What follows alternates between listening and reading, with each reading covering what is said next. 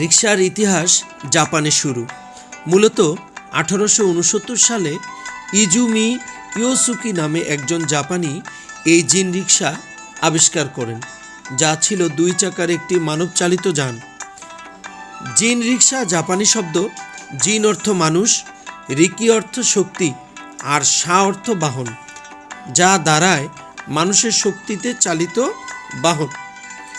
ইতিহাসে অধ্যাপক ডক্টর মুনতাসির মামুন তার ঢাকা স্মৃতি বিস্মৃতি নগরী বইয়ে উল্লেখ করেছেন, বাংলাদেশে প্রচলিত প্যাডেল দেওয়া সাইকেল রিকশা এসেছে সিঙ্গাপুর থেকে।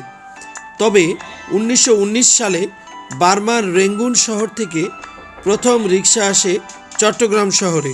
ঐতিহাসিক মমিনুল হক তার আত্মজীবনীতে উল্লেখ করেন, 1940 সালে জানুয়ারি অথবা ফেব্রুয়ারিতে নারায়ণগঞ্জের পাট কোম্পানি রেলি ব্রাদার্সের এক কেরানি কলকাতা থেকে নারায়ণগঞ্জে একটি রিকশা নিয়ে আসেন।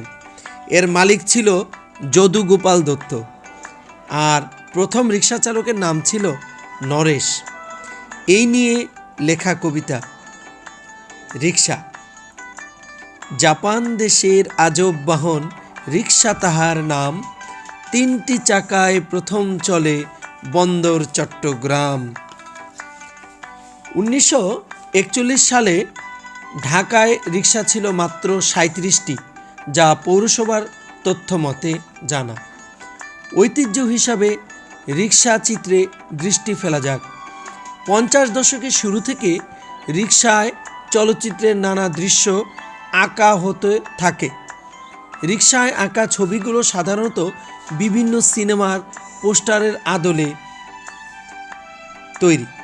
এর পিছনে প্রভূত অবদান রেখেছেন সুনীল, আবুল কাশেম দাস, আলী নূর, আলাউদ্দিন, দাউদ ওস্তাদ, রাজকুমার দাস, পাপ্পু ওস্তাদ এবং রফিকুল ইসলামের মতো শিল্পীরা।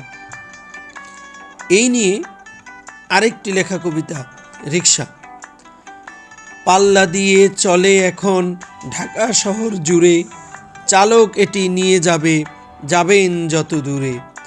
শব্দ ছাড়া মজার বাহন, বাদ মানে না কারো, মনের সুখে ঘুরতে হলে রিকশা বাহন চড়ো।